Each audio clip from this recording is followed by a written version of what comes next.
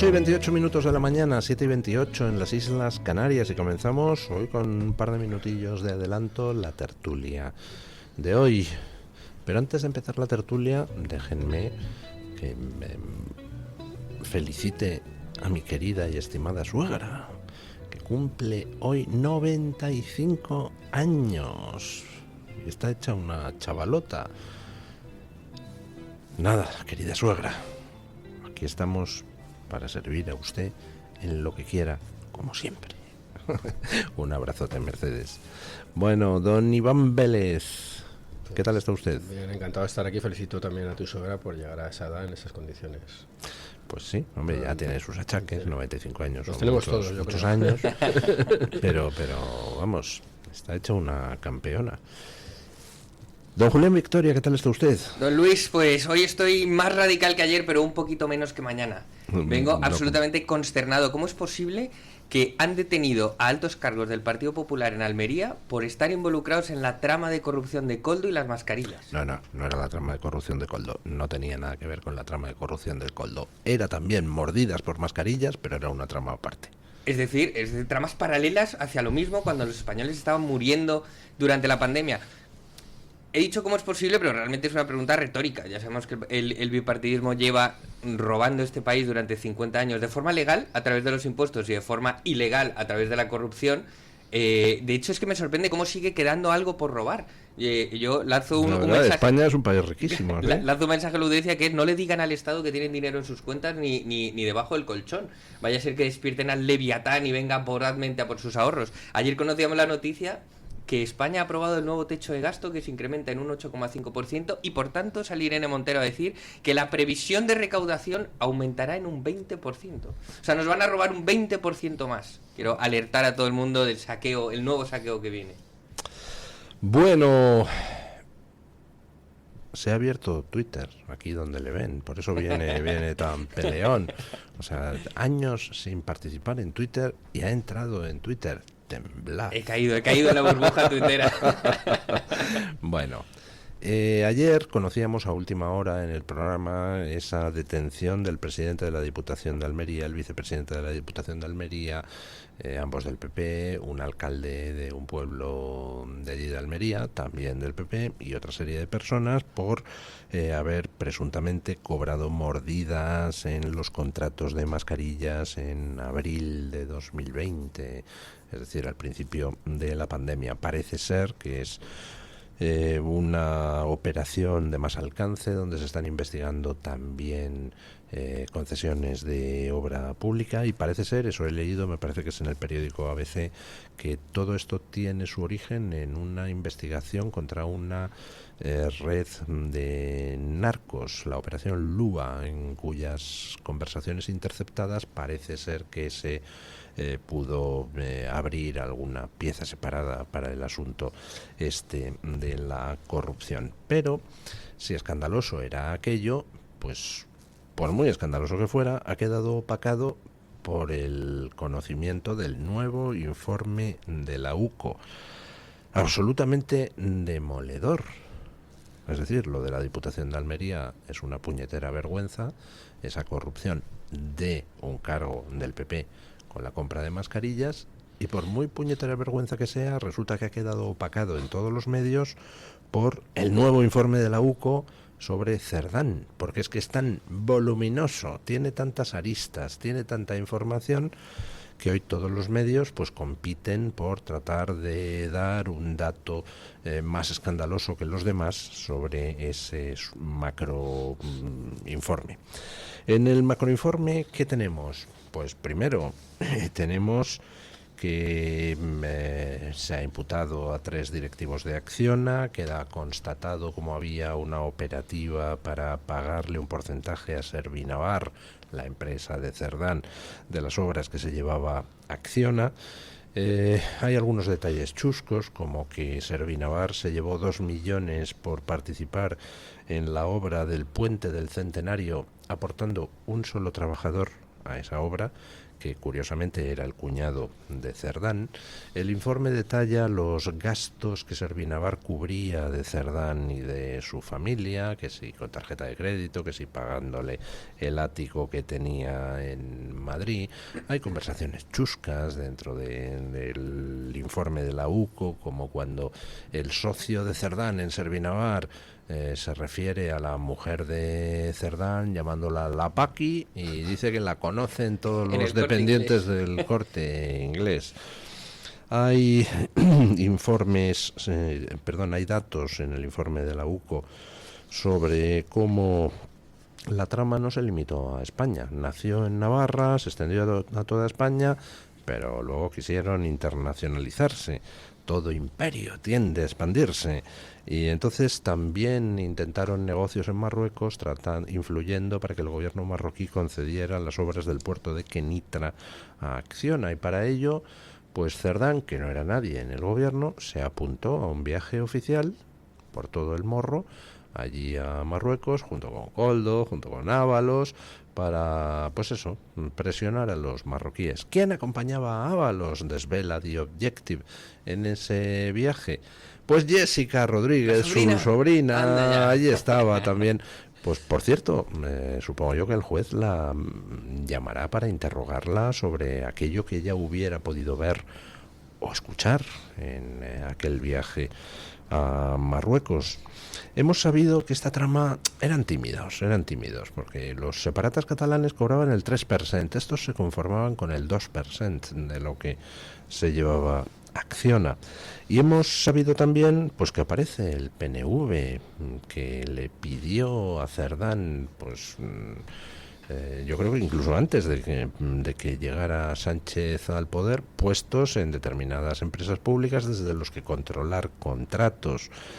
Y bien que los controlaron. Y también hemos visto, también dice el informe que Anchón Alonso, el copropietario de Servinavar junto con Cerdán, puso un 4% de la empresa a nombre de alguien que en ese momento era menor, tenía 16 años, y que era hijo de un diario allí en Navarra, próximo pues al PNV. Vamos, que tenemos para todo en esta trama, es una cosa impresionante. Bueno, varios comentarios así muy casi automáticos, ¿no? Y el uno no sabía nada de todo esto, es que es asombroso, ¿no? O sea, que esa es la encuesta de hoy, ¿no? Que sí, que estás todo el rato con esta gente y no sabes nada. No sé, es que me parece asombroso, ¿no? Entonces, yo no sé hasta qué punto una persona así puede estar capacitada para gobernar, pues no te enteras de todos estos casos de mordidas y demás, pues es asombroso. Pero a mí me interesa mucho las prebendas dadas, si es verdad que es como se dice, al PNV. Lo digo porque el PNV ha sido el que ha puesto y quitado gobiernos en Madrid. Y el que se sumó a la moción de censura protagonizada por el bolso de Soraya, para la regeneración y la eliminación de la corrupción. Bueno, pues no sé hasta qué punto exigir puestos de esa manera, según parece que han hecho, es precisamente una apuesta por la regeneración. Yo creo que es más de lo mismo, no ya del bipartidismo, porque aunque por lo que estamos viendo en Almería pues también habría corruptelas por parte del otro partido, el de Génova, sino de estos que ya se han aludido, que están en el ajo, ¿no? Que sería el PNV en este caso, y por el tema del 2%, remitirnos al 3% sistemático de Cataluña, pues la CIU, que luego se transformó en una serie de marcas que acaban siendo Junts más o menos, ¿no? Entonces, bueno, yo creo que esto es una radiografía de la corrupción delictiva, y los jueces verán si es delito o no, que corre paralela a otras corruptelas peores todavía, porque tú, Julián, dices que los impuestos son un robo. Yo lo niego rotundamente. Los impuestos depende de para lo que se... Bueno, es que se llama, es decir, que las carreteras se hacen con impuestos. Impuestos es que nos los han impuesto. Hombre, claro, bueno, claro, lo pasa que entonces tendrías que vivir fuera del Estado. No sé si existe ese lugar, pero bueno, ahí discrepamos. No, el Estado se puede financiar a través de tasas, es decir, me presta un servicio y yo lo pago. Vale, pues eso ya discutimos otro día. Yo un impuesto no lo considero un robo. Robar es un delito, eso es otra cosa. Otra cosa es que se destinen a asuntos que no nos convenzan. Por ejemplo, a mí pagar con impuestos embajadas autonómicas me parece que es absolutamente inapropiado, pero yo creo que el impuesto no es un robo. Dicho sea de paso, que no me resisto a comentarlo. Pero, insisto, la corrupción más grave que padecemos los españoles no es este mundo hortera en el que se mueve esta gente con sobrinas y corte ingleses y demás cuestiones, que eso en un momento dado se podría restituir. El problema son las desigualdades que han generado estos partidos que están, como decía yo antes, en el ajo. Es decir, el tema de la discriminación lingüística, las leyes diferentes en función del Estado autonómico, todo lo que contribuye a la disgregación de la nación y a la pérdida de la igualdad que se le supone a un Estado. Ese es mi comentario al respecto. Sí, yo creo, bueno, en primer lugar que no debemos caer en la trampa de circunscribir esto únicamente a Cerdán, al caso Koldo, al caso Mascarillas, porque es precisamente la estrategia Moncloa, ¿no? Es desvincularse del caso y decir, no, es que esto fue unos hechos aislados de unas personas que se cayeron. ¿Cómo me ha decepcionado Cerdán? ¿Cómo me ha decepcionado Real? Se han caído del favor real, no me lo esperaba, van uno tras otro, pobrecito, soy el único que no tal. Entonces, yo creo que esa es parte de la estrategia. Yo creo que tenemos que hablar de la trama, ya no solo del Partido Socialista, sino por los últimos indicios parece que la trama también del gobierno. O sea, esto es un alcance mucho mayor. Yo sí que creo que es una cosa del bipartidismo porque recordemos que Rajoy sale por la Gürtel y entran los otros que creo que tardan 6 días en volver a robar. El PNV se apunta, dice que va a sacar a Rajoy por corrupción, claro, porque no era su corrupción. Entonces dice, oye, voy a meter a otros que si me permitan meterme en el ajo. Entonces yo creo que lo que está pasando es, bueno, la constatación de lo que lleva pasando en este país 50 años, ¿no? Que es 2 partidos que se han repartido el poder, que se han repartido la pasta, que llegaron a colocar a su gente y no a arreglar la vida de los españoles. Prueba de ello es que lenta pero inexorablemente todos somos más pobres, cada vez el país está peor, cada vez está más desindustrializado, cada vez tenemos más conflictos internos y externos y por tanto creo que es hora del cambio. ¿Cambio hacia dónde? Es una Cambio, pregunta retórica. Cambio, pues don Luis, cambio hacia el buen gobernante. ¿Y cuál es el buen gobernante? El gobernante que nadie sabe quién es. El gobernante que nadie le pone nombre ni cara. El gobernante que no existe. Y no existe porque se ha salido de la ecuación, ha dejado de dar por saco a los ciudadanos y lo único que hace está de forma digamos, subsidiaria, gestionando las cosas que debe gestionar el Estado. Pero no... El otro día salía Pache, el portavoz del Partido Popular en la Comunidad de Madrid, en la Asamblea de Madrid, diciendo... Bueno, en este balance del Ecuador de la legislatura les quiero comunicar que hemos aprobado 81 leyes. Entonces lo estáis haciendo 81 veces mal. Es que os hemos votado, se vota a los políticos para que quiten leyes, para que quiten regulación, para que quiten burocracia, no para que sigáis aprobando más leyes. En una hipertrofia legislativa, 81 leyes en 2 años. ¿Cuántas más quieren aprobar? No les estamos pagando por eso. Entonces creo que tenemos que ir hacia ese buen gobernante, hacia ese Estado que salga de la ecuación y permita la prosperidad de los españoles por sí mismos, ¿no? Bueno, ¿qué va a pasar ahora? Porque, en fin, me imagino que este informe de la UCO va a dar lugar a toda una serie de acciones judiciales. Habrá que llamar a declarar a los implicados, es decir, a Cerdán, a Anchón Alonso, al hijo del periódico próximo al PNV al que le pusieron el 4% de la empresa a su nombre, a los directivos de Acción a los que se acaba de imputar. Habrá que corroborar todo esto, verificarlo con las declaraciones de los implicados, pero desde luego los datos son bastante demoledores. Cuando ya te has pillado conversaciones WhatsApp y en audio a los implicados donde, bueno, pues unos hablan de las corruptelas de los otros y coordinan acciones, por ejemplo la visita a Marruecos y todo eso, pues es que hay poco margen para la duda. Así que Cerdán, pues me parece que va a pasar una larga temporada en prisión, lo tiene bastante crudo. Ábalos también, aunque yo ahora mismo diría que lo tiene más crudo Cerdán que Ábalos. Koldo, que era periquito en todas las bodas, pues también lo tiene crudo. ¿Qué van a hacer ahora? ¿Le dará alguno por cantar o Bueno, no sé? Yo sí estoy de acuerdo con Julián, no estoy de acuerdo en todo, pero sí en muchas cosas, como es lógico, si no, esto sería, no sería una tertulia, sería, no sé, una secta, lo que estaríamos Un asistiendo, Sanedrín, ¿no? ¿vale?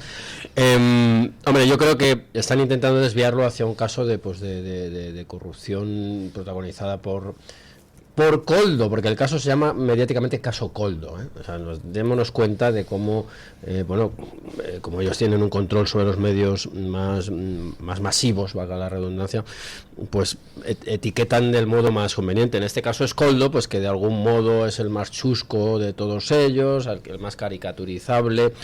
Claro, pero detrás de Coldo estaría Cerdán, según cuentan estos informes. Ábalos, hombre, no es precisamente un ejemplo de pulcritud. Pero vuelvo a decir, es que todos estos son yo les decía los peuyonautas, ¿no? Como en vez de los argonautas, los peuyonautas. Son los que iban todo el rato con Sánchez, entonces no se entera Sánchez de nada. Es que es asombroso, ¿no? Entonces yo creo que la operación, porque hay que salvar al soldado Sánchez. El soldado Sánchez es muy importante que sea salvado no solamente para su seguridad, porque está asediado por corrupción, no está en su círculo familiar, sino porque es ideal para los propósitos de otras sectas, esas sí, catalanistas y vasquistas, que buscan privilegios y que en la democracia coronada en la que nos hallamos siempre lo han ido ganando privilegios. Eso es una cosa evidente de este régimen. Entonces, claro, hay que blindar de algún modo a ese señor, que es muy útil para sí y para los que están orbitando como los círculos que hacen los buitres leonados cuando hay carroña, ¿verdad? Y claro, lo interesante será seguir llamando caso Coldo a esto, pues como ocurre con otros casos similares en los que lo importante es desviar el foco. Ahora el foco hay que desviarlo pues a esto, pero yo vuelvo a insistir, siento ser machacón, Sánchez no sabía nada de esto. Y quiero también recordar que porque la estrategia es la misma siempre, ¿no? La fontanera esta no se sabe nada de ella, no es nadie. Bueno, parece que era más de lo que dicen que era, ¿no? Cuando estalla el primer indicio de esta burbuja de corrupción que afecta a Cerdán era un socialista impecable. No recuerdo las palabras textuales de Sánchez, pero vamos, era una eminencia, ¿no?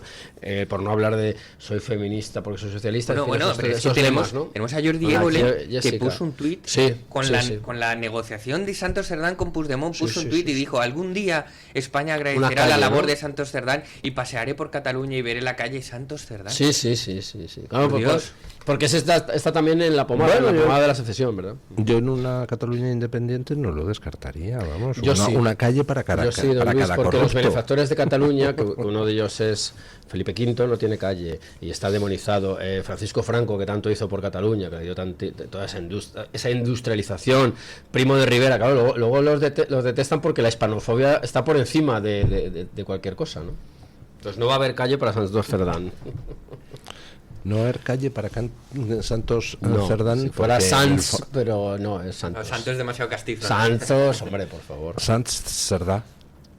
Ya, pero ¿no? Sí, pero es que no, es que es Navarra. Aquí hay una pregunta de carácter cronológico. Estamos viendo cómo toda la macrotrama de corrupción de Sánchez, yo creo que deberíamos llamarlo caso Sánchez, no caso Coldo. Claro. Toda la macrotrama de corrupción de Sánchez tiene su origen en Navarra, donde Cerdán era el factotum del Partido Socialista, donde Cerdán pues permitía asegurarse que el gobierno navarro concediera cosas a la trama corrupta, y a partir de ahí pues entra en escena Coldo, que era un hombre de Cerdán. En 2014 Sánchez entabla relaciones con estos dos, tiene un artículo escrito Sánchez en 2014 donde se refiere a Coldo como el último Izcolari del socialismo navarro, y posteriormente vemos el asalto al poder de Sánchez aupado por Cerdán, Coldo y Ábalos, que se incorpora después. Estamos hablando de que hay una trama corrupta que ve que Sánchez, que por otro lado pues tiene dinero que le pone su suegro de la red de saunas y demás, que Sánchez les puede, bueno, lo que fuere, que Sánchez, estamos hablando de una trama corrupta que ve, si ayudamos a entonces vamos a poder hacer lo que queramos, o estamos hablando de que Sánchez busca la trama corrupta, o al final, pues todos realmente... Esa es la cuestión, y muy rápido, te dejo ahora. No. Yo creo que no son incompatibles las dos cosas. Es decir, pueden buscarse pueden converger, digamos, en esas trayectorias. Es decir, por un lado, Sánchez viene de un mundo muy turbio,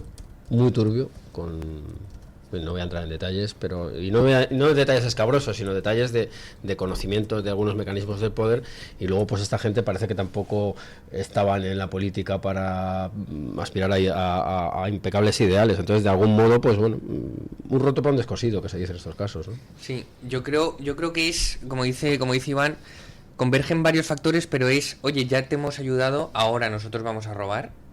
Y tú estás jodido porque te tenemos por los huevos, porque tenemos mucha información de ti. Pues hemos, supuestamente, te ayudado a ganar las primarias del PSOE con malas artes, entonces tú nos debes mucho. Nosotros vamos a hacer lo que vamos a hacer, y tú, que solo tienes un afán de poder y de narcisismo y de cambiar el colchón de la Moncloa, si quieres seguir subiendo, nos vas a dejar robar. Sí, yo creo que son cosas que pueden encajar. A ver, no se puede demostrar, estamos especulando, evidentemente, pero es verosímil que ellos... No tengo pruebas, pero tampoco dudas. Se dice ahora, es verosímil que ellos vieran pues lo mismo que ven los secesionistas en Sánchez, una oportunidad extraordinaria, ¿no? ¿Quién va a ceder más que este señor? Nadie, ¿no? Bueno, otros cederían por pachorra y no hacer nada, me estoy refiriendo a los anteriores, ¿no? Pero bueno, en este caso... recordemos a Arzayus, sí, ¿te acuerdas de Arzayus? Sí. Después de una reunión con Aznar, que se plantó en la sede de Génova, dio una rueda de prensa en la sede de Génova y dijo: le he sacado más a José María Aznar en 20 minutos que a Felipe González en 16 años. Sí. Y le sacaba casi sin pedirse, como diciendo, toma. Es así, es que no hay proyecto de Estado o de nación, como se quiera llamar, por parte de estos dos partidos alternantes, ¿no?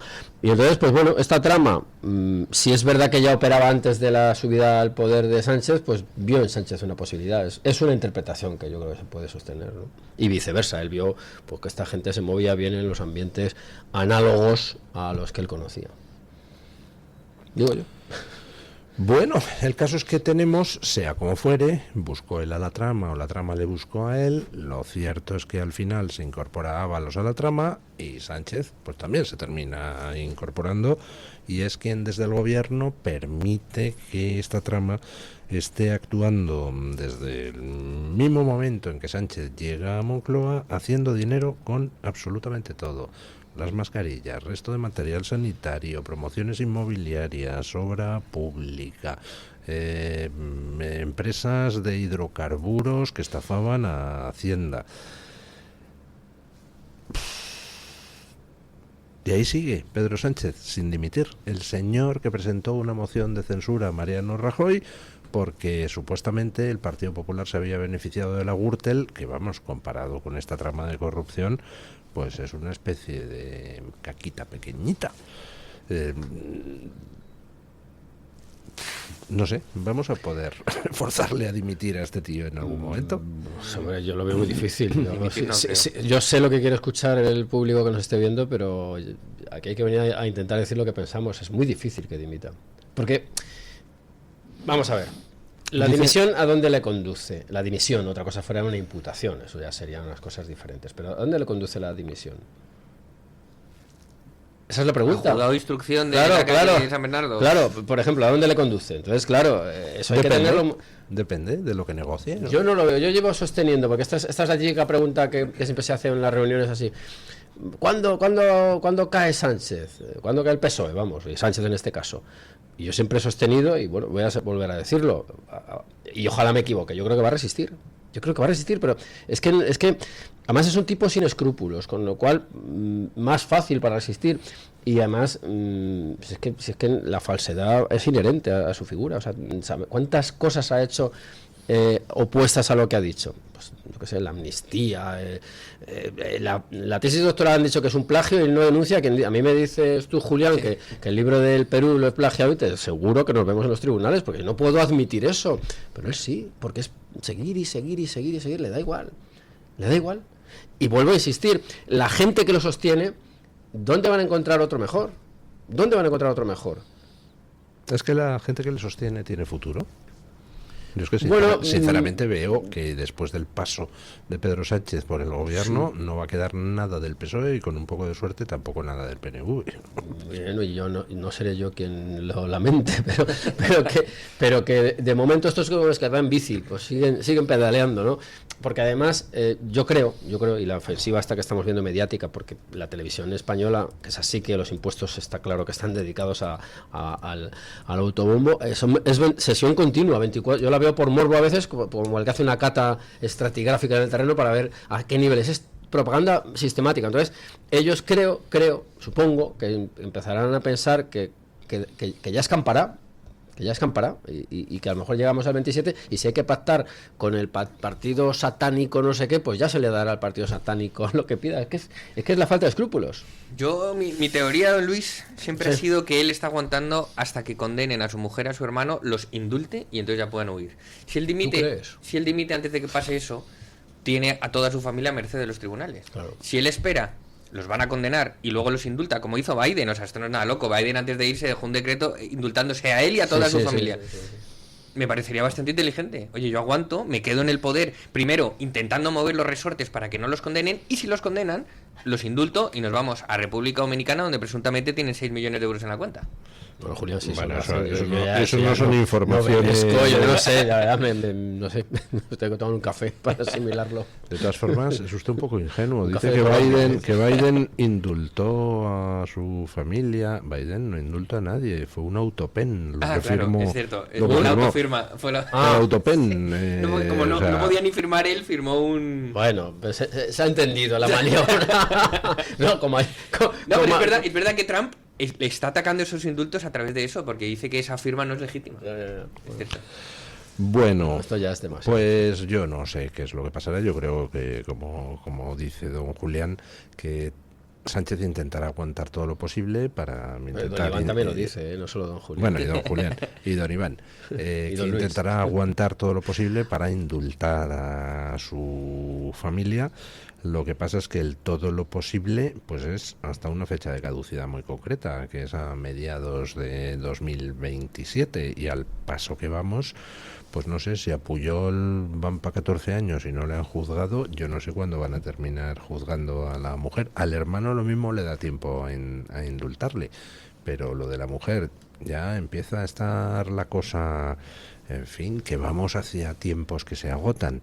Y ya lo de Cerdán, Ábalos, etcétera, o sea, si alguno de ellos tiene la esperanza de que Sánchez pueda indultarles, que la abandonen, porque antes de 2027 no va a haber una sentencia. Pero ellos pueden ir a la segunda vía de acción, que es el Tribunal Constitucional. Recordemos lo que pasó con los condenados por los seres de Andalucía. Cuando los condenaron en la Audiencia Nacional, llegó el Tribunal Constitucional y los salvó.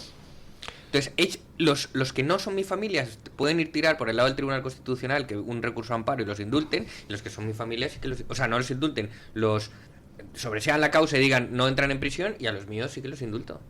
El fiscal general el primero. ¿No sería más fácil llegar a un acuerdo con Feijóo? ¿Hacia la gran coalición? ¿Interesa a los que están esperando dentro del Partido Socialista que muera Pedro Sánchez? ¿Quién está esperando? ¿Pero quién queda en el Partido Socialista? Los que quieren pactar con el PP. ¿Pero quién? Los que tienen que... García Paje.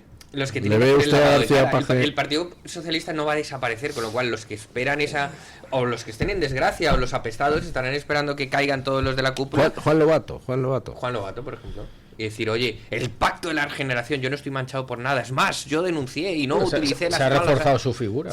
No utilicé las malas artes que me intentaron, tal. No, yo ahí también estoy de acuerdo, lamentablemente, Julián. Sí, lamento estar de acuerdo contigo, pero yo creo que el PSOE va a resistir. Es una empresa muy potente. Hablo de una empresa, es una empresa muy potente.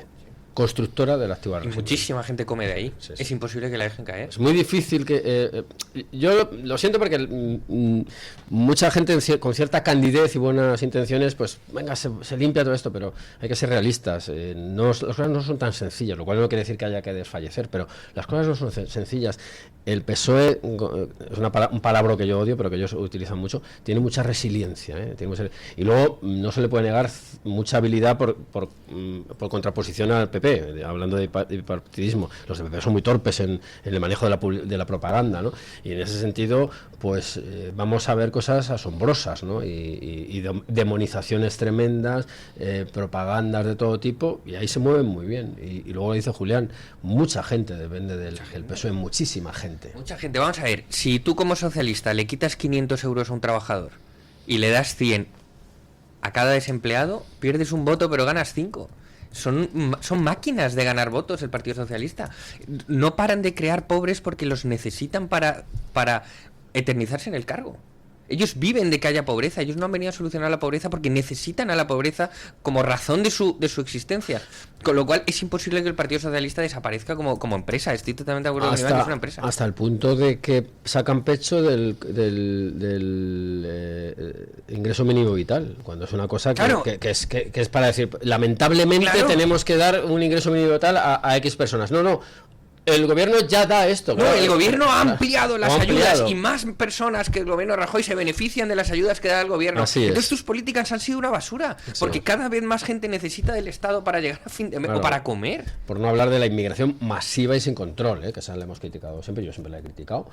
Pues es una bolsa que en un momento dado, con regularizaciones masivas, te altera el censo electoral. Ya alterarán y ya se ocuparán ellos de recordarle, oye, acuérdate de que el que te permite estar aquí con papeles y tal y cual soy yo. En fin, para las últimas elecciones, de repente no trajeron un montón de exiliados de la guerra civil que le regularizaron su situación por graves agravios con tal. No, y luego otro factor un poco menor, pero no hay que desdeñarlo del todo, ¿no?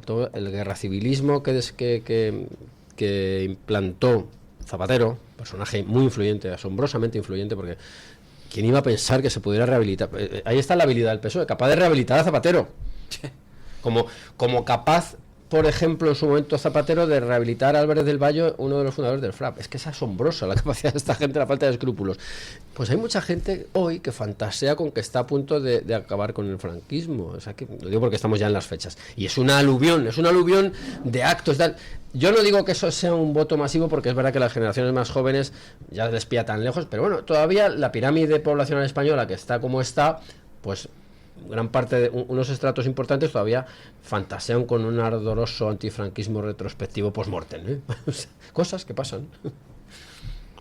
Bueno, hacemos una pequeña pausa publicitaria y seguimos. Tu voz, tu libertad, tu radio. Radio Libertad.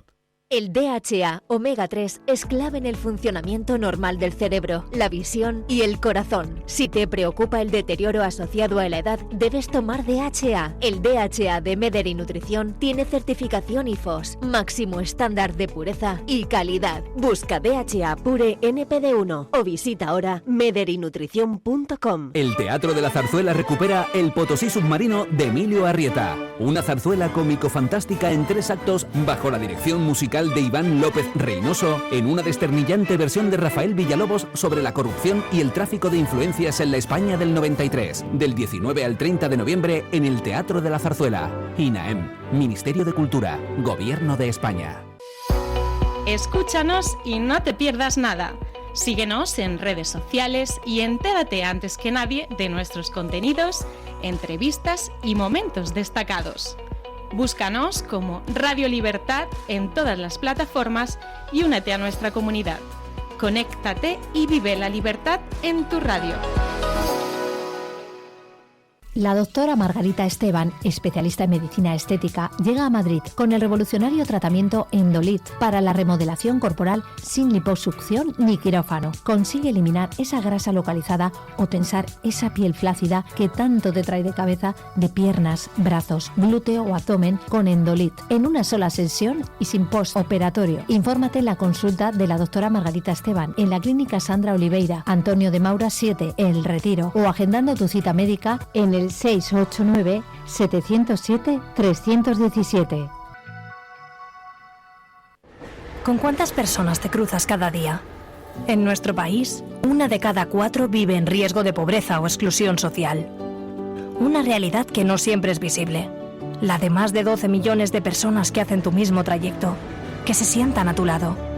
En la Fundación La Caixa, acompañamos a quienes más lo necesitan, para que nadie viaje solo. Entra en quenadieviajesolo.org. Hazlo visible. Fundación La Caixa. En Radio Libertad tienes lo mejor de El Toro Televisión. Al mediodía, la fuerza de Dando Caña, con análisis sin censura. Por la tarde, la actualidad vive en la redacción abierta. Y al final del día, el gran debate, el gato al agua, el más valiente.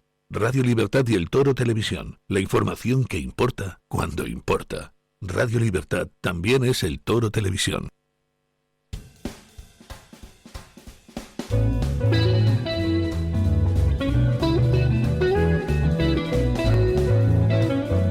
Mañanas en Libertad, con Luis del Pino.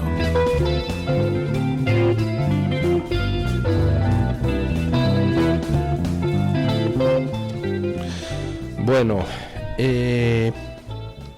ha publicado la encuestadora IFOP en Francia una encuesta pues que a mí sinceramente me pone los pelos de punta. Es una encuesta realizada entre la población musulmana y resulta que, lejos de irse integrando con el paso del tiempo, lejos de irse integrando con el paso de las generaciones, lo que esta encuesta detecta es que a medida que ha ido pasando el tiempo en los últimos 25 años, la población musulmana francesa es cada vez más radicalizada. En 1998 había un 21% de los musulmanes franceses había un 48% de los musulmanes franceses que creían que el Islam tenía que modernizarse. 1 de cada 2 musulmanes en Francia pensaban que el Islam debía modernizarse. Bueno, pues en estos 27 años transcurridos desde entonces, ese porcentaje ha caído al 21%. Ya solo 1 de cada 5 musulmanes franceses piensa que el Islam debe modernizarse. La amplia mayoría, 57%, dice que el Islam está muy bien como está. Pero no solo eso, sino que preguntados por la aplicación de la Sharia, resulta que el 46% de los musulmanes franceses creen que habría que aplicar la Sharia. O sea, que 1 de cada 2 musulmanes franceses está de acuerdo con casarse con niños de 6 años. No lo sé qué entienden por aplicar la Sharia, pero están de acuerdo, por encima de las leyes francesas. Y lo preocupante es que el porcentaje de los que están de acuerdo con eso es mayor cuanto más jóvenes. Solo el 35% de los musulmanes de entre 35 y 50 años creen que la Sharia debería ser de aplicación obligada, pero el 60% de los musulmanes menores de 25 años cree que la Sharia debería ser de aplicación obligada. Y, en fin, ¿qué quieren que les diga? Este retroceso de Occidente se debe, en mi opinión, a que llevamos 25 años gobernados por una élite progre que, tras la caída del muro, varió de estrategia y empezó una crítica a la civilización occidental brutal, donde básicamente se trasladaba el mensaje de que el multiculturalismo es bueno, entendido como que todas las culturas son aceptables menos la nuestra, que es una mierda pinchada en un palo. Ese es básicamente el mensaje que llevamos en Occidente lanzando en estas últimas 2 décadas y pico. Conclusión, pues que lejos de querer integrarse, la minoría musulmana es cada vez más radical y más opuesta a integrarse. Y hablamos de gente de segunda, de tercera, incluso de cuarta generación.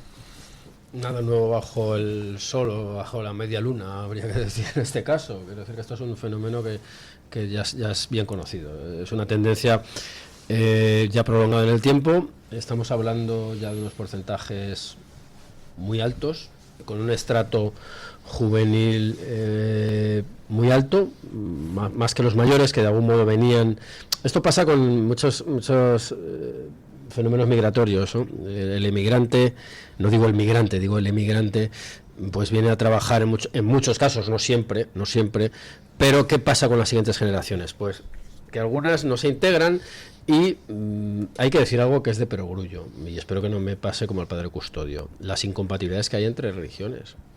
O sea, el Islam es incompatible. El Islam real, claro. Si el Islam se desvirtúa y el cristianismo se desvirtúa, pues aquí vale todo. Pero si por volver a los tiempos de la Reconquista, que parecen muy lejanos, pero que exponen este problema. ¿Cómo llamaban los musulmanes a los cristianos que se refugiaron en la cornisa cantábrica? Politeístas, por el dogma de la Santísima Trinidad. Entonces, las incompatibilidades son enormes. Los regímenes, las primaveras árabes fracasaron precisamente por la persistencia de algo más fuerte que la democracia en aquellos lugares donde además no hay tampoco mercados. El asunto es mucho más complejo de lo que parece.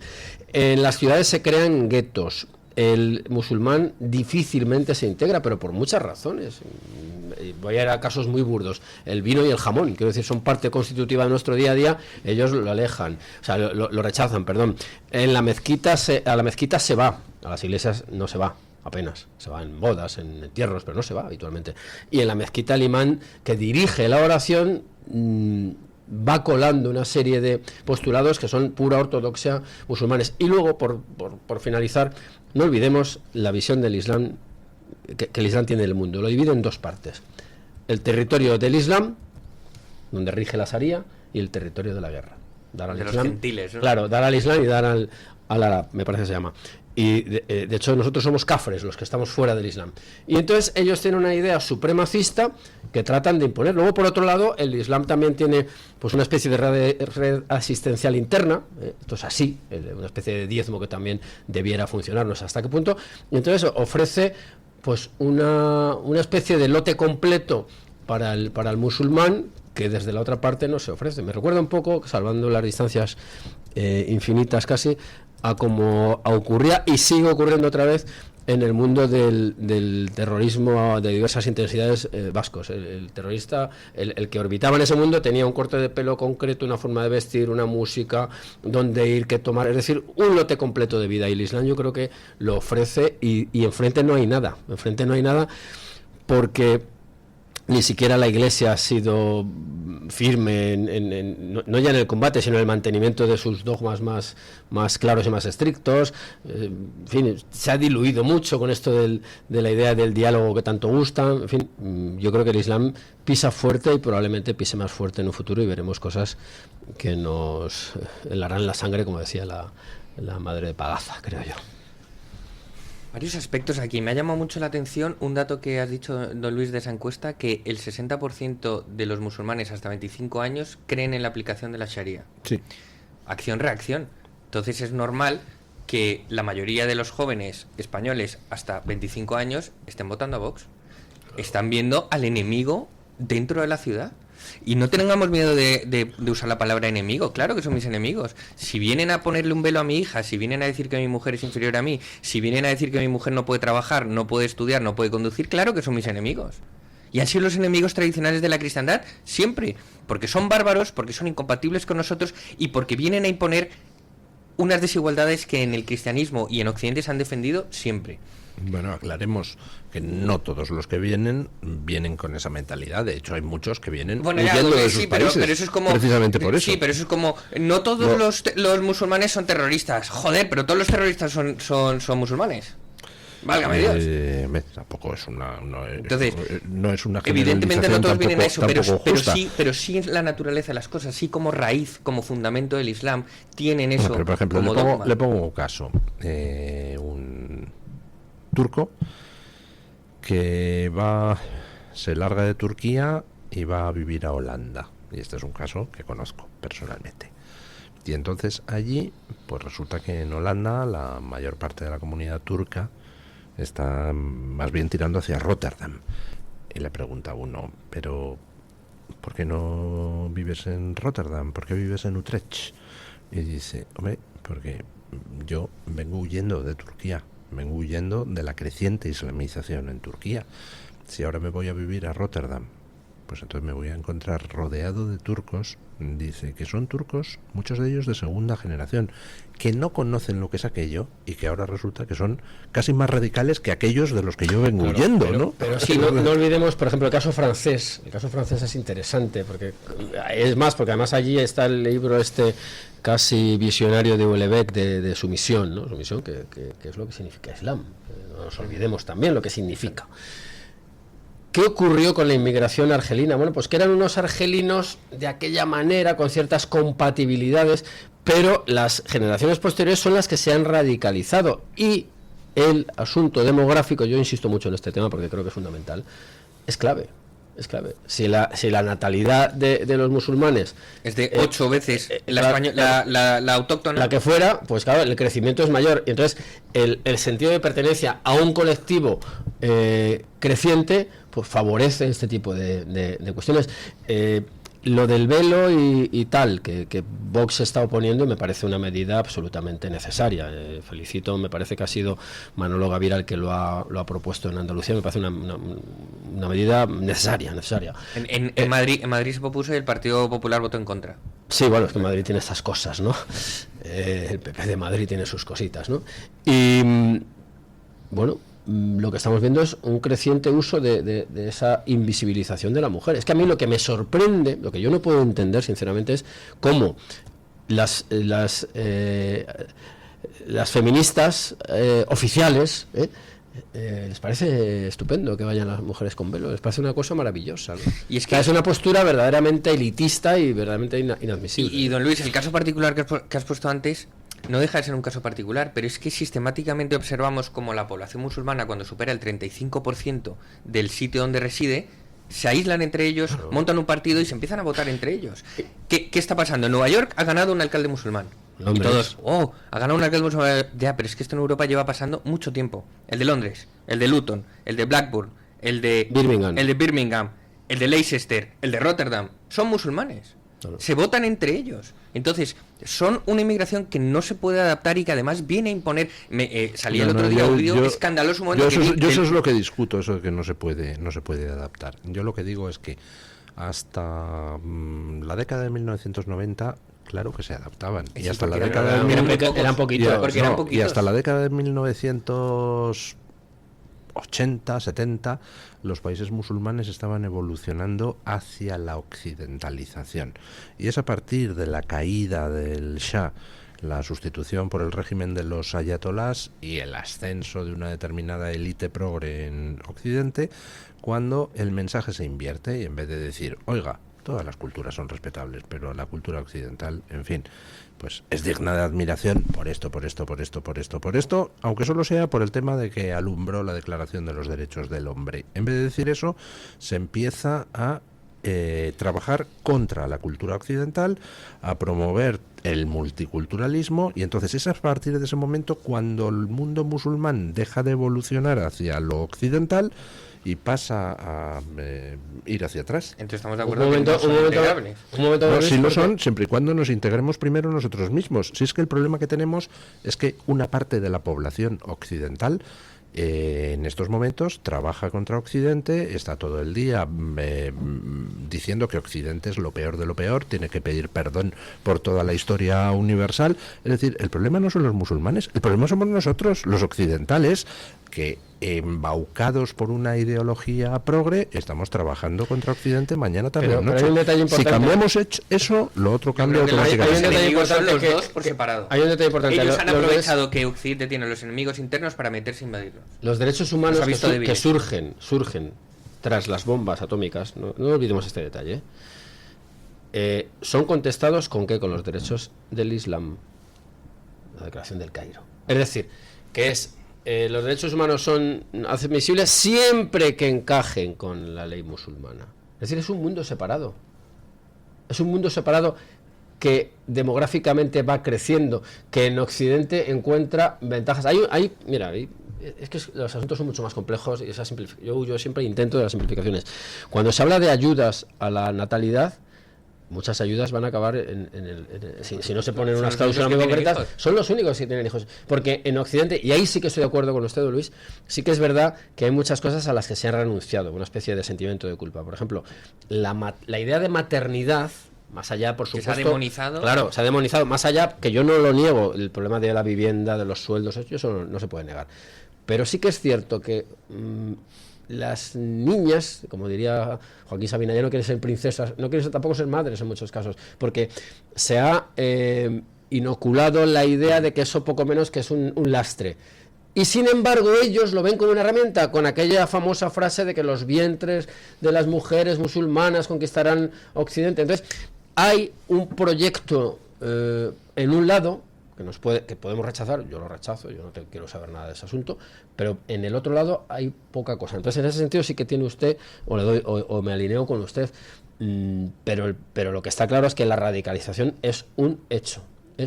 Y España, por ejemplo, España ha hecho cosas asombrosas. Esta asignatura de cultura marroquí, pero bueno, ¿esto qué es? Pero ¿dónde está la simetría? En todas las comunidades autónomas, incluido Madrid. Claro, incluido Madrid, efectivamente, que Vox se ha opuesto. Hemos pedido la derogación o la inhabilitación de que se enseñe en los colegios de la Comunidad de Madrid cultura árabe e islámica. Claro. Y lengua marroquí, o sea, ¿eso en qué cabeza cabe? Pues eso es que Marruecos sí tiene un proyecto. Aquí no, aquí estamos con las peculiaridades más individualistas y de la comunidad más específica digamos, a financiar sus señas de identidad, que es un rótulo muy de moda, ¿no? Pero claro, las señas de identidad de estos colectivos son conjuntas. Claro, y eso es algo muy elocuente, ¿no? Que en España haya una asignatura de cultura marroquí. Es que me parece inaudito. Yo, sinceramente, cuando me enteré, digo, pero bueno, ¿en qué mundo? Y luego empecé a indagar un poco, llevaba un montón de tiempo implantada. Sí. Entonces, ¿qué políticas estamos siguiendo? Y es que, por ejemplo, los europeos han dejado de tener hijos porque dicen que es muy caro mantenerlos, y sin embargo los musulmanes tienen hijos pero se los mantienen los europeos. Entonces, claro, estamos invirtiendo la densidad poblacional y otra cosa, gente, don Luis, que yo insisto en que no se adapta. Y otra cosa que no son compatibles con Occidente. Que no quiero que su forma de ver la vida no es la nuestra. Y por más dinero que gastemos, por más ayudas, por más programas de inserción y tal, no se van a integrar. Porque nos ven como pecadores, nos ven como infieles, nos ven como gente a conquistar. Cafres, lo decían el otro día, cuando ganó el alcalde musulmán de Nueva York, estaba él, y salió un imán o no sé quién, con un montón de musulmanes en Times Square diciendo ahora sí que no nos vamos a esconder y vamos a llevar el Islam a cada una de las casas de Nueva York. Un par de apuntes. La fiesta del Cordero, aquí el antitaurinismo es un dogma de la izquierda. A Sánchez no lo vas a ver nunca en una plaza de toros. No. Aunque lo pudiera ver a escondidas los toros, pero de luego en público no lo vas a ver. La fiesta del Cordero, cuidado con comentar algo al respecto. El otro día hubo una gran réplica de Joaquín Robles, viejo amigo, a Urtasun, el ministro negro legendario, afeándole esto de que los toros prohibidos. De hecho, han quitado del homenaje a la generación del 27 a Sánchez Mejías, que era, digamos, el aglutinador. Pero cuidado con tocar la fiesta del Cordero. Y ahí las medidas higiénicas dan igual, etcétera, etcétera. Eso es un síntoma. Otro asunto que quiero sacar a colación.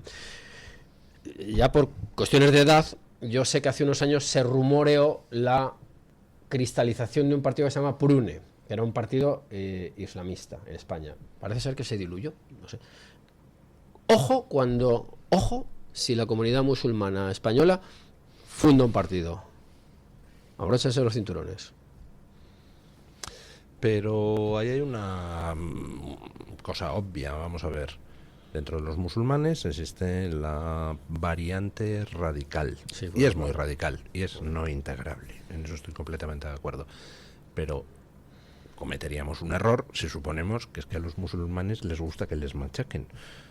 Le aseguro, don Julián, que a la mayoría de las mujeres musulmanas, o por lo menos a un porcentaje muy importante, les molesta sobremanera que les impongan el velo, les molesta sobremanera que las traten como inferiores, les molesta sobremanera que les... hemos hablado, dicen que es una elección propia porque Alá se los pide. Bueno, pero eso hay algunas mujeres musulmanes, pero hay otras que mueren por no querer ponerse el velo. Yo creo, yo estoy con Julián. Por eso son noticias, porque la que se quita el velo la apedrean. Claro, yo estoy con Julián, o sea, yo lo que veo en las calles de Madrid, que es donde más me muevo, bueno, y me muevo por muchos otros sitios, veo cada vez más velos, entonces no sé, esa especie de heroísmo, bueno, pero son casos singulares. ¿Por qué los vemos? Precisamente por la presión social, porque ahora mismo y la comunidad musulmana está en retroceso ideológico hacia el fundamentalismo, pues entonces resulta que cuando una chica en un lugar con mayoría musulmana sale a la calle sin velo, pues la llaman de todo. Entonces, claro, al día siguiente sale con velo. Entonces es que no se integran, han montado un gueto y están aplicando leyes ahí, como pasa en Londres, que hay hay tribunales paralelos de Sharia Claro. que están al margen de la jurisdicción Como- ordinaria. como pasa- y los jueces ordinarios reconocen Julián, esos... no, esos- como pasa en Hispanoamérica esa chica que sale sin velo y a la que insultan y por eso al día siguiente sale con velo, claro que quiere integrarse, claro que estaba Sí, pero integrada. si no la deja- Lo si que no- pasa es que si la no le dejan. están desintegrando aquella parte el de la 98, comunidad el musulmana. 99% de tal. Entonces No, es que por sistema no es se un integran, gueto, claro. aunque haya una chica que se quiera integrar. O Tendría sea, que realmente ser al creemos revés, claro. que las mujeres afganas en un porcentaje altísimo les encanta ir con burka y que las prohíban cantar en la calle y hablar en la calle y trabajar en nada. ¿Que realmente nos creemos eso? No. Pero simplemente hay una minoría radical que es quien tiene el poder y que impone sus delirios al conjunto de la población. Eso en Afganistán. Eso en Pero ¿y Afganistán. Londres?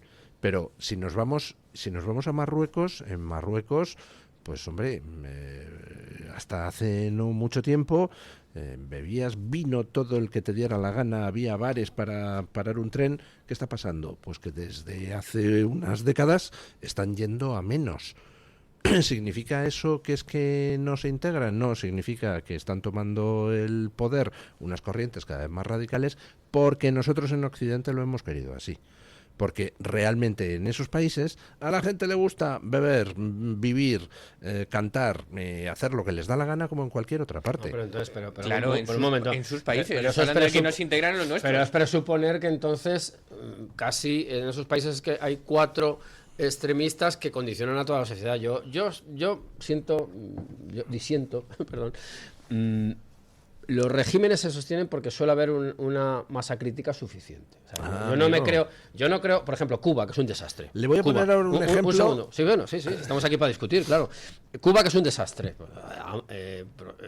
Prostitución, hambre, apagones, falta de abastecimientos. ¿Creemos que es Raúl Castro el único que domina todo Cuba? No, tiene que haber una cúpula suficiente y una infiltración en la sociedad, una estructura, si no, no se sostiene. Entonces, ¿qué ha pasado ¿Qué con...? porcentaje? ¿Qué Es porcentaje que de gente? Bueno, yo no lo sé. Pues yo le pongo un ejemplo, Cataluña. Sí. En Cataluña, uno va a Cataluña y dice, Sí. caramba, pues resulta que aquí, como vayas con una bandera española, en ciertos sitios te parten la cara. Bueno, yo y siempre resulta llevo que una aquí pulsera no allí, no te dejan que tu hijo estudie en español. Y entonces llega alguien y dice, ¡hala, que se vayan los catalanes, estamos hartos! Oiga, no, en Cataluña, ¿cuál es el porcentaje de población descerebrada que se dedica a oprimir a sus conciudadanos? Estamos hablando de que nacionalistas así furibundos puede haber un 30%, 35%, 40%. ¿Respondo?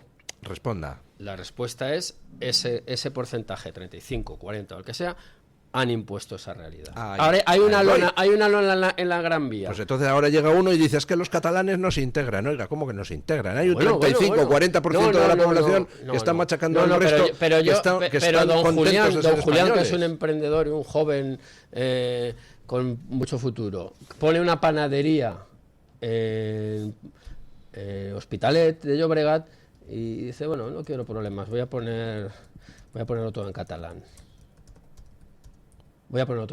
Y va pasando por el aro. Así funcionan estas cosas. Y sus hijas, a lo mejor, oye, es que en el colegio no me hablan. Es decir, que hay métodos muy sutiles de coacción.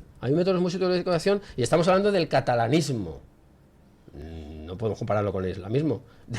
Que por cierto, allí van conjugados en cierto modo y comiéndose el pez inicialmente pequeño al grande, como está pasando en las Vascongadas. Allí hay un problema grave, ellos mismos lo han reconocido. Aparte de ser luego unas sociedades que históricamente tienen unas pulsiones racistas tremendas, pues ahora se han encontrado con el arma de su zapato. Pero yo lo que digo es que para que triunfen estas políticas tiene que haber una masa crítica, que no me atrevo a decir si es un 32, un 41 o un 15. Con que sean capaces de coaccionar a la población ya tienen la hegemonía. Porque la pasividad de la gente es otra forma de colaboracionismo. Siento ser así de duro. Y además, don Luis, es que creo que estamos hablando de cosas distintas, porque una cosa es que las mujeres todos hemos visto esa foto de los años 70 en Afganistán, donde las mujeres eso parecía Boston, ¿no? Mujeres en minifalda, felices, alegres por la calle. Llegó el islamismo radical, les impuso el burka, las sacó de las universidades y las oprimió. Vale. Pero eso es dentro de sus propios países. Pero yo estoy hablando de que la inmigración, por ejemplo, musulmana en Londres llegan, se montan sus guetos, prohíben el acceso de occidentales o mujeres occidentales, ya ni siquiera musulmanas, que pasan por sus barrios y les dicen: en este barrio te tienes que cubrir la cabeza, aunque no seas musulmana. La policía no puede entrar, y además hemos montado un tribunal paralelo de Sharia que la justicia ordinaria reconoce como válida, porque es que son sus costumbres. Claro. A eso me refiero, que no se integran. Julián. Que viene un americano a España y usted se cree que monta un tribunal paralelo Amish. No, claro. Viene aquí y dice: oye, pues me vivo como un ciudadano más y como la comida que me dan. Pero ellos no. Claro, pero es ellos viven en sus barrios, hablan su idioma. Hay que no comen reconocer que la nuestra comida aquí es mejor que la de Estados Unidos. Bueno, eso sin duda. Y no, y la cocina de Don Luis superior a la nuestra. Pero por Luis ejemplo, es un buen cocinero. Sí, reputado cocinero. Por ejemplo, en Ceuta tenemos el barrio del Príncipe. Vamos a darnos una vuelta esta tarde si queréis. ¿A qué se atreve a entrar al barrio del Príncipe así por las buenas? Yo he estado, pero con furgones de policía por allí cerca, ¿no? Son situaciones que ya son conocidas y que tienen una difícil reversión, porque cada vez se van a reafirmar más en esas Lo primero que hizo el alcalde musulmán cuando ganó fue poner su música y comer su comida con la mano. Es la prueba de que nos integran. Un tío que quiere representar a la ciudad de Nueva York come con la mano comida que no es de allí, con música que no es de allí. Obviamente no está integrado. La comida halal que se impone en muchos comedores escolares. Si es que hemos transigido ya muchísimo. Que no se puede comer cerdo en comedores escolares porque hay un niño musulmán que le ofende. ¿Eso es integrarse, don Luis? No, pero yo lo que digo es que la culpa la tenemos nosotros. Ah, bueno, vale, bien. Claro, y ellos han aprovechado la debilidad y se han metido. No, eso no lo hemos discutido. Yo al menos no discuto que la culpa. No, eso por o sea, los enemigos de Occidente son los internos. La culpa es de quien consiente. Y somos nosotros los que tenemos la culpa de que quien marque el paso dentro de la comunidad musulmana sean precisamente los que no tienen ninguna voluntad de integrarse y machacan a aquellos que sí que pueden. La culpa es de quien consiente. ¿Sabe? El tema de Cataluña que hemos hablado. Pues claro, si por ejemplo cuando se hizo la limpieza, porque eso fue una limpieza de profesores y salieron un montón de maestros de Cataluña, hubiera habido unos sindicatos realmente que respondieran a los objetivos que se supone que tienen que responder, en vez de venderse a estas gentes, pues la inmersión lingüística no habría tenido ese futuro, ni muchísimo menos. Pero claro, si se abandona el campo de batalla, pues vienen otros y te ganan. Es que es así de claro, vamos. Pausa publicitaria y seguimos. Tu voz, tu libertad, tu radio. Radio Libertad. En 1935 se fundó el que sigue siendo un referente en el tratamiento hospitalario del enfermo mental. En Málaga, el Hospital Psiquiátrico San Francisco de Asís. En 2005 se complementó este hospital con la Comunidad Terapéutica San Antonio. Infórmese en el 952 2014 64 o en www.hospitalsanfrancisco.com.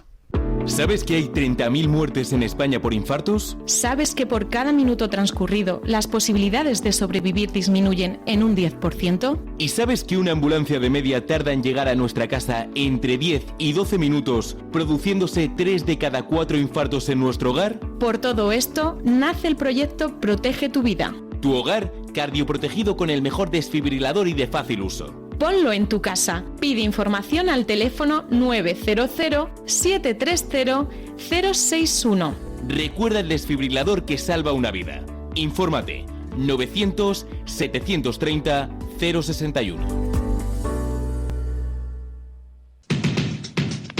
Goles. Es la hora. Goles. Es la hora de su deportivo favorito.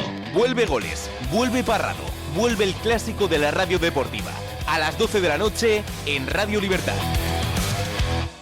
El DHA Omega 3 es clave en el funcionamiento normal del cerebro, la visión y el corazón. Si te preocupa el deterioro asociado a la edad, debes tomar DHA. El DHA de Mederi Nutrición tiene certificación IFOS, máximo estándar de pureza y calidad. Busca DHA Pure NPD1 o visita ahora mederinutrición.com. Encuéntranos en iVoox, Spotify, Amazon Music y Apple Podcasts.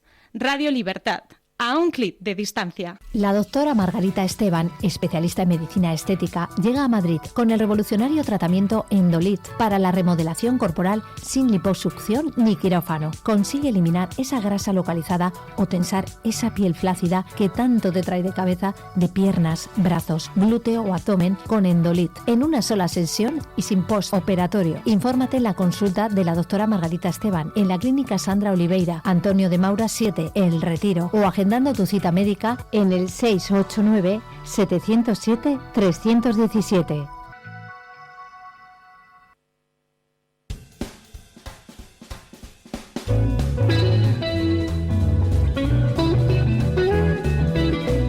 Mañanas en Libertad, con Luis del Pino.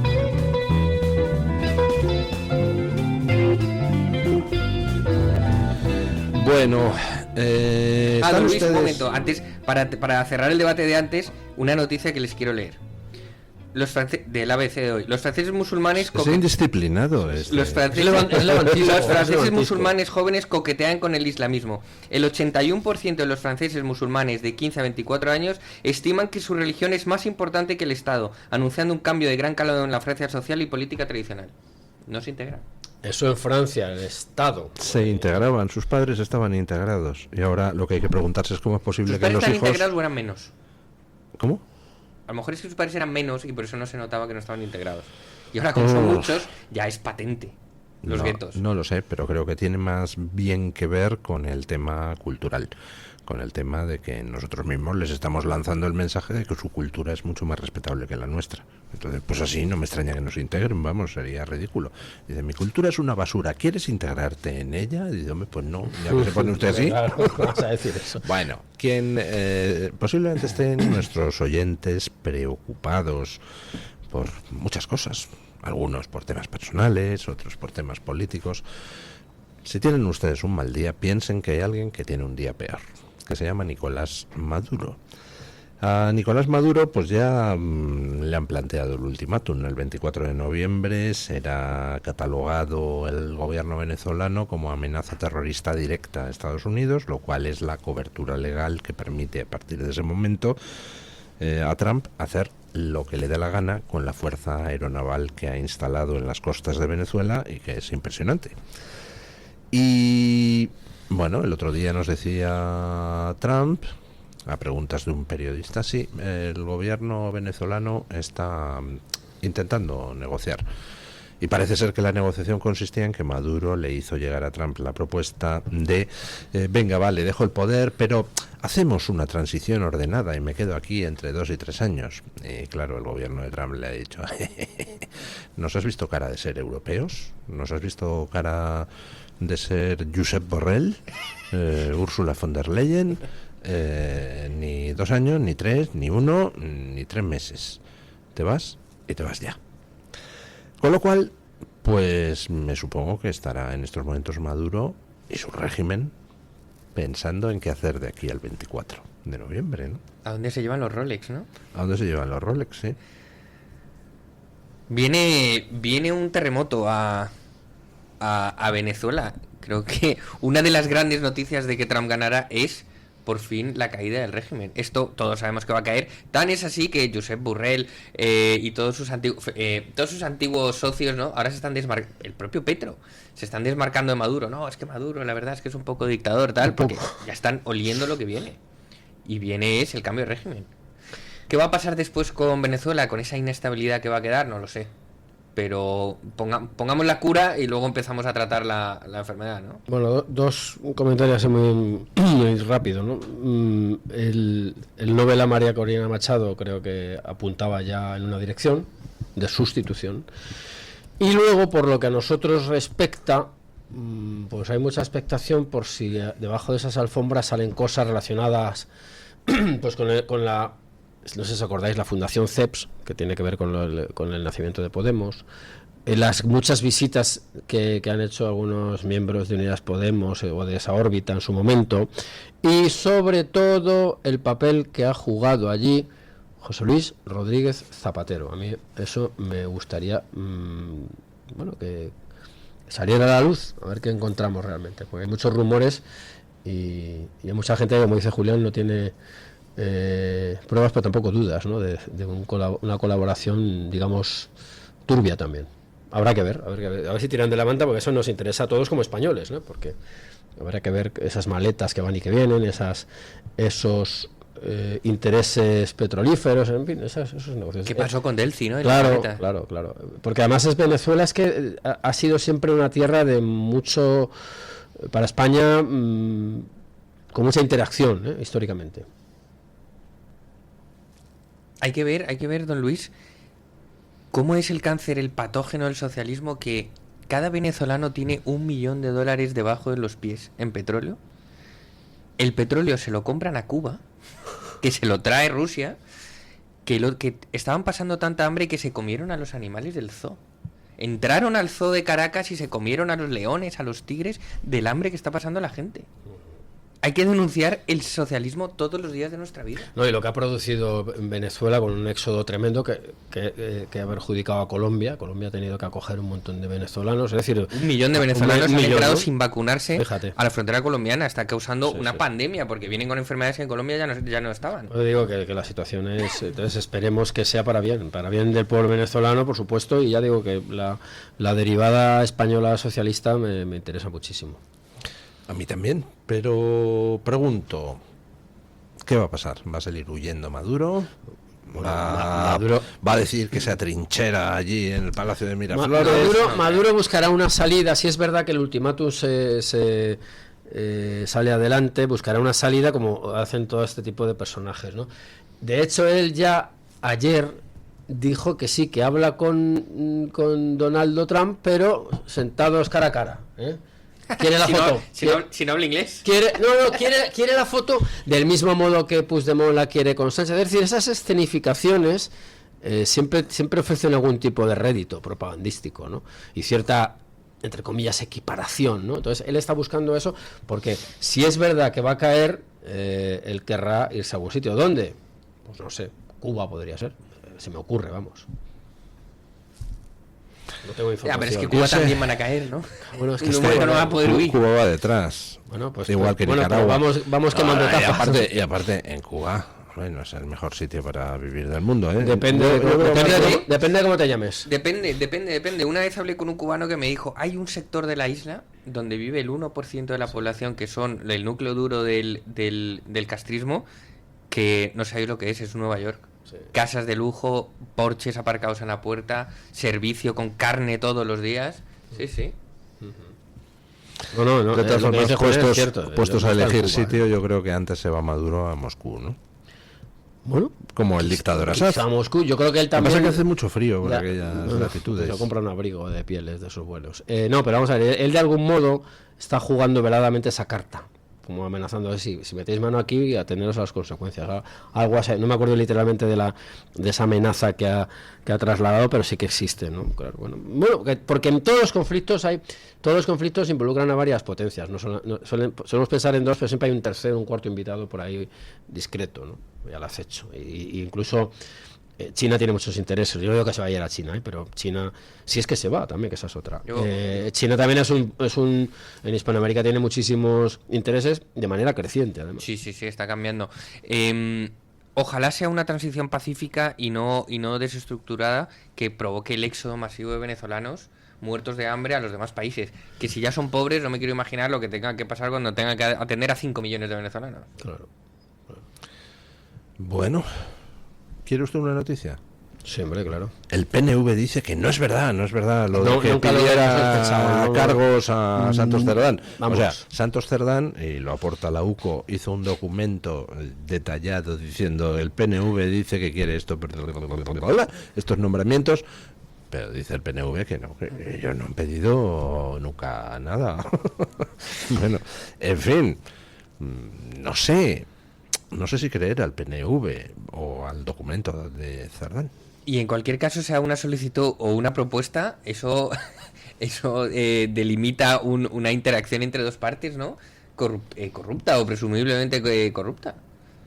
Oye, PNV, si nos votas a favor, lo que te ofrecemos son estos cargos. Sigue siendo igual de grave. Porque entonces ya había unas conversaciones, ya había sacamos a yo te ofrezco tal, con lo cual el PNV no era un partido, se supone, conservador en las Vascongadas, ¿o me equivoco? Era Euskadi ley vieja, decía. Ley vieja, Dios y leyes viejas. Euskadi es Dios para ellos, se queda media. Eso decía el racista de Sabino, al cual dedican calles. Eso es que tiene calles, estatuas y casas y de todo, ¿no? Asombroso. Bueno, Vamos a darle el beneficio de la duda al PNV. No, es broma. Al PNV, me estaba asustando al PNV nada de nada. No ganó para sustos en esta pedazo de canallas que han recogido las nueces de todo aquello que iba mal a España, desde el terrorismo hasta la corrupción del Partido Socialista. Hablemos un poquito de la corrupción del PP. De esa trama. Pero entonces un poquito no, porque hay mucha. No, pero vamos, comparado con la corrupción socialista, hay muy poca. No quiere decir que sea menos grave, pero hay muy poco. Decimos en trámite. Pero históricamente no lo sé. No sé, históricamente, desengáñese. El PSOE son profesionales. Los otros son unos piernas. Yo opino lo contrario, Luis. Yo creo que los del PSOE son chapuceros y por eso los pillan. El PP es profesionalizado. No, yo creo que el PP es mucho más localizado y de hecho las tramas que se les han pillado pues siempre han sido de mucha menor cuantía que lo del Partido Socialista. A mí lo que me preocupa es que la existencia de esas pequeñas tramas lo que ha hecho ha sido poner al PP siempre en la actitud de cuando sale una macrocorrupción socialista, véase caso de los ERES, que es que eso es incomparable con casi nada, pues entonces ahí resulta que decimos que nos parece muy mal, pero tampoco la perseguimos mucho. Y llega Juanma Moreno a la Junta de Andalucía y bueno, dice, no, yo no quiero ver entrar a, ¿cómo se llamaba? Griñán en la cárcel, hombre, está malo, él tiene una enfermedad grave, yo no le quiero ver entrar en la cárcel, y no ha perseguido desde la Junta de Andalucía la corrupción socialista. Y claro, la pregunta es, no se persigue esa corrupción socialista enorme porque no quieren que el PSOE saque esa corrupción más pequeña del PP. Pues da toda la sensación de que estamos en esa situación, y la pregunta es, ¿y qué va a pasar después del cambio de gobierno?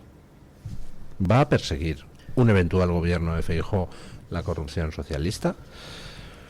Pues a todos nos gustaría decir que sí, pero yo no sé si tengo fuerza moral para decirlo. A mí me suena a carpetazo, ¿no? Como, oye, hemos pasado una época oscura, ya no miremos nada de lo que hay atrás, ha indultado a su mujer y a su hermano, tampoco lo vamos a perseguir, ya al menos se ha ido a República Dominicana, no hagamos mucho. O sea, quiero decir, el Partido Popular también ya llegó con una mayoría absoluta la última vez y ¿qué hizo, no? Bueno, pero en este caso pues se supone que si Feijóo llegara a gobernar, existe una posibilidad de que sea con el acuerdo con Vox, ¿no? Que supongo yo que no tolerará ese carpetazo. Es que esa posibilidad, don Luis, se antoja cada vez más distante viendo el comportamiento del Partido Popular. El Partido Popular está entregado al Partido Socialista y están planeando el pacto. De hecho, no solo lo están planeando, lo están blanqueando. Vemos titulares que salen de repente en el país, en el mundo, que dicen, ¿debe la izquierda salvar al PP de las garras de Vox? Yo creo que están calentando el tema, van hacia esa reingeniería mental de la sociedad para decir, en un ejercicio institucional de regeneración democrática vamos a salvar España y no vamos a depender de los extremos, y los dos grandes partidos tienen que aliarse, y la gente les comprará el discurso. Por eso Vox ganará en las siguientes, con mayoría absoluta, cuando la gente se dé cuenta del gran pacto de la traición. ¿Usted está de acuerdo con ese análisis? Es una posibilidad porque en lo que siempre se dice, en Europa van de la mano, y en Europa las situaciones similares se han resuelto con una gran coalición. Es una posibilidad, no lo engañemos, además no discrepan en casi nada. En el modelo autonómico, por ejemplo, que es la clave de bóveda de lo que pasa en España, no discrepan. Y luego ya tenemos indicios de un poco lo que dice Julián, de, bueno, pelillos a la mar, ¿no? Que es Moreno Bonilla en Andalucía. Moreno Bonilla no ha desmontado en absoluto la estructura del PSOE, lo que ha hecho es llevársela a su terreno. Ha favorecido a los sindicatos llamados de clase, que eso sí que ya es un abuso de términos. No ha querido, como decíais, pues meterle mano a los socialistas, porque pobrecitos, porque bueno, en fin, aquí no ha pasado nada. Como decía yo cuando estaba en Andalucía, hágame caso, señor Gavira, o sea, con ese talante apaciguador, ¿verdad? Entonces, bueno, la posibilidad está ahí, porque las semejanzas entre el PSOE y el Partido Popular son enormes, en casi todo coinciden. El PP le gusta decir que gestiona muy bien y los otros van siempre en vanguardia de lo ideológico y poco más. Y además el PP enseguida, en cuanto le sacan algún fetiche clásico, se acobarda. Oye, Franco, por favor, no, perdón por existir y tal. En fin, entonces, ¿por qué no van a acabar llegando a un acuerdo? Porque además son grandes empresas también que hay que mantener. Bueno, vamos a ver qué es lo que veremos, sucede claro, en las tengo la bola de cristal. Elecciones. Hombre, si gana las elecciones el PP, el PSOE queda a X escaños de distancia del PP, yo le vaticino que el PP gobierna en solitario, con abstención en la investidura del Partido Socialista. Si es al revés, no es una coalición, pero apunta hacia ello. Es una forma de decir... Claro, porque luego las leyes las van a tener que negociar. Claro, es una forma... Los presupuestos. Claro, como pasa ahora con Junts, que ha roto, bueno, de aquella manera. Cuando le convenga dirá que sí, como es lógico, porque ellos tienen un objetivo. Entonces, de algún modo eso sería una especie de coalición encubierta, o como queramos llamarlo, que se trata de impedir que lleguen otros, en este caso Vox, evidentemente. Eso, y además es que yo siempre que digo esto, la gente todavía se escandaliza un poco. Pero ¿cómo va a pactar el PSOE o el PP con el PSOE? Bueno, no solo gobiernan juntos en Europa, en lo que es la estructura de la Unión Europea, es que ya se han presentado como listas conjuntas en 8 países europeos, en Alemania, en Austria, ya han ido a unos comicios con lista conjunta. Con esa misma falacia de un pacto por la regeneración democrática y demás, por salvar el Estado y tal. Entonces, la gente en España tiene que ser consciente que se está preparando todo. Y vemos a los tertulianos, vemos a los presentadores de televisión y vemos los titulares que salen de cómo se está fraguando eso. Deberá, es que me llamó mucho la atención que El País lo publicara. ¿Tiene el deber moral la izquierda de salvar al PP de las garras de Vox? Fíjate qué manera de presentarlo, ¿no? Y si os dais cuenta... Eso decía El País. Eso decía. Y si os dais cuenta, el discurso del PP siempre ha sido contra Sánchez. Siempre ha sido el antisanchismo. Porque cuando descabezan a la bestia... descabezan a la bestia, que se han encargado de solo dirigirlo contra Sánchez, por eso la gente dice, no, lo importante es sacar a Sánchez. Porque el PP se ha encargado de personalizar el mal. Y cuando salga Sánchez y ponga una cara bonita ahí, o un técnico, o un algo, ¿qué les impide pactar con ellos? Ah, no, claro. Si se va Sánchez y se pone, yo qué sé, pues Juan Lobato. El Carlos Cuerpo, el ministro de Economía, un tipo ahí bien afeitadito con sus gafitas, un técnico. ¿Qué les impide pactar con él? García Paje no, porque le queda un poco grande el asunto, pero sí, Carlos Cuerpo sería, por ejemplo, o incluso, si me apuras, Óscar Puente. ¿Por qué no? Para tener puentes, ¿no? No, eso sería un poco excesivo, ¿no? Un poco excesivo, sí, quizá... No lo veo, pero bueno.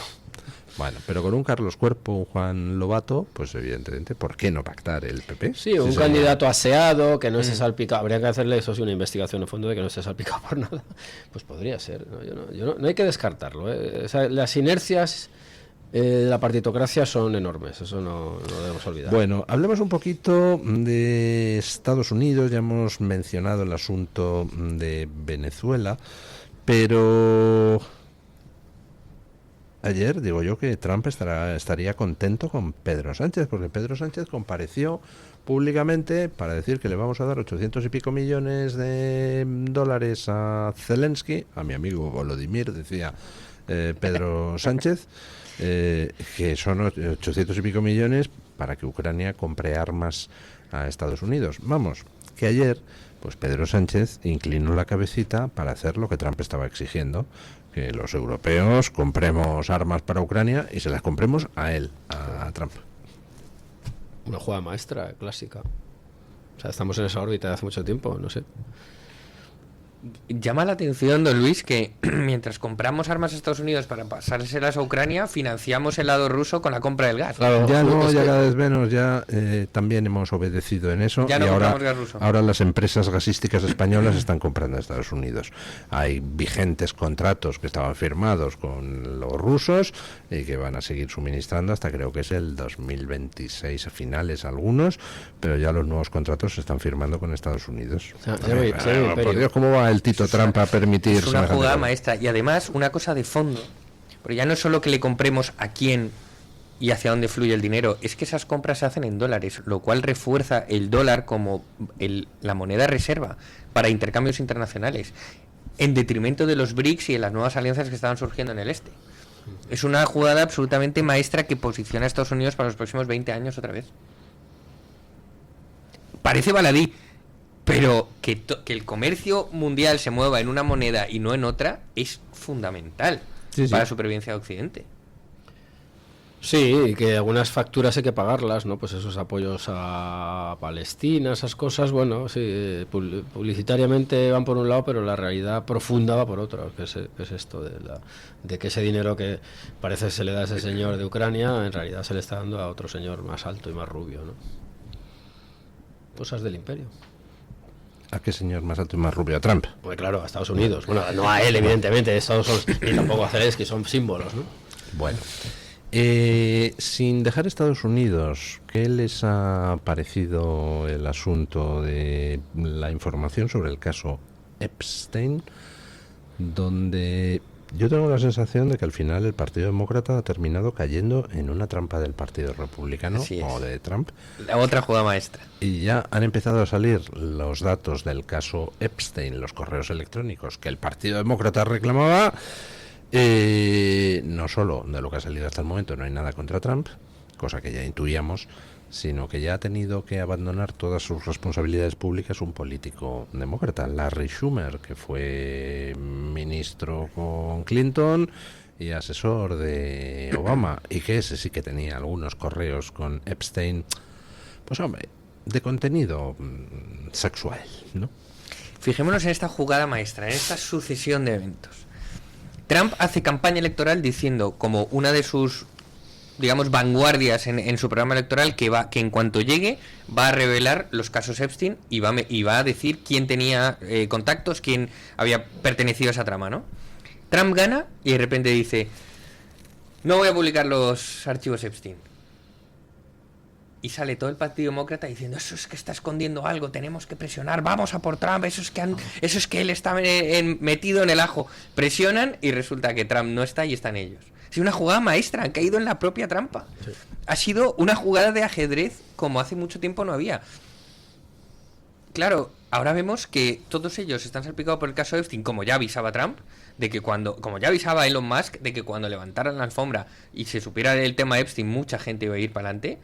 Pero es que la jugada de ajedrez me ha parecido fantástica. En vez de llegar a él, cogerlos y desvelarlos, ha esperado a que y movieran todos los resortes mediáticos y comunicativos para que se desvelaran, y al final son ellos mismos. Sí, así es. Es una jugada muy hábil. Ha hecho recaer sobre él las sospechas y luego resulta que los que salen son otros. Está perfecto, claro. Todo el mundo piensa que Trump es un loco y que hace cosas sin ton ni son y que es un boca chancla que suelta una cosa pero luego dice otra. Todo pertenece a un plan tan bien hilado que es que se va a ir desvelando. Todo bien hilado. Ahora que el tío, evidentemente, no es ningún imbécil, pues yo creo que está claro, ¿no? No, pero no solo él, es que tiene un equipo de gente que está pensando en esto constantemente. Y entonces, todas las puntadas sin dedal que aparentemente da, resulta que no son así. Resulta que ha terminado con 7 u 8 guerras. Va para descabezar a Maduro. Ha terminado los conflictos internos en Estados Unidos. Está consiguiendo derrotar al mal internacional en todas sus formas. Y todo el mundo piensa que era un loco que venía aquí a vociferar y a poner tweets incendiarios. Y es el político definitivo. Bueno, vamos a ver qué es lo que sucede con la información que saque. Ya han votado a favor el Congreso, todos, republicanos y del Partido Demócrata, salvo uno del Partido Republicano, que no sé por qué ha votado en contra, y luego en el Senado, por unanimidad de republicanos y demócratas, se ha votado el sacar toda la información del caso Epstein. Ahora, yo sería un tanto cauto con respecto a lo que vamos a ver, porque ya saben ustedes cómo en Estados Unidos la costumbre es desclasificar cosas, pero previamente editadas, es decir, los típicos documentos donde aparece tachado en negro la mitad del documento, frases aquí y allá, porque se considera que afectan o a la privacidad de las personas o a la seguridad nacional. Así que yo imagino que conoceremos algunas cosas, como ha pasado con el porrón de correos electrónicos que han liberado tal cual, pero que van a seguir todavía sin salir otras cosas. Es más, si está usted en lo cierto, don Julián, y es una jugada de Trump, pues entonces esa jugada posiblemente quiera reservarse parte de ella, ¿no? Al final, que lo que salga sea una parte de la información, metes un palo y te guardas otra por lo que pueda pasar, ¿no? Totalmente de acuerdo. Vienen elecciones dentro de poco otra vez, ¿no? Al año que viene las hay elecciones que saber de mitad de usar las mandato. balas. Yo aquí pensando en alto, la víctima más pequeña de Jeffrey Epstein, ¿os habéis dado cuenta que era 3 años mayor que la víctima del profeta Mahoma? La de Jeffrey Epstein tenía 9 años y la de Mahoma tenía 6. Es incluso peor, ¿no? Sí, dentro de bastante mal, ¿no? Bueno, pero tampoco podemos asignar a épocas pasadas costumbres de sí, pero ahora, 6 años, ¿no? 9... Sí, 6 años parece un poco como Parece un poco. poco en cualquier tiempo y lugar, ¿no? Pero que me refiero que a fecha de hoy, pues si vemos que un señor cuarentón se lía con una chica de 14, ¿qué diríamos? Este tío es un pederasta, ¿no? Un pedófilo. Bueno, pues con una de 14 ese caso Antonio Machado. Sí, porque es era que otra justo época. lo iba a decir, el caso de Antonio Machado. Entonces tampoco. Ahí ya la línea... Yo creo que en 6 no hay línea. No, en 6 parece que la línea no, pero bueno. Pero bueno. Invoco a nuestros compañeros para que nos traigan la opinión de los oyentes, a los que les preguntábamos, ¿sabe Pedro Sánchez estaba al tanto de lo que estaba pasando con la trama o no estaba al tanto de lo que estaba pasando con la trama? Teniendo en cuenta que la trama viajó a Marruecos para también hacer negocios en el país alawita, ¿es posible que Sánchez no estuviera informado? ¿Ustedes qué creen? No es posible. No es posible, ¿usted? Yo creo que no, tampoco. Es que me parece, sería el colmo, vamos.